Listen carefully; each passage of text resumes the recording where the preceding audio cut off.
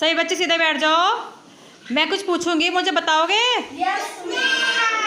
ठीक है, मरियम खड़ो हो बेटा, खड़ो हो। अच्छा बताओ, मुर्गा कैसे बोलता है? जोर से बोलो। कुत्ता कैसे बोलता है? और बोल के दिखाओ। चिड़िया कैसे बोलती है? जल्दी बताओ, जोर से बोलो। चिड़िया बोली। ठीक है, बिल्ली कैसे बोलती है? जोर से बोलो, बार बार बोलो। म्याऊं म्याऊं।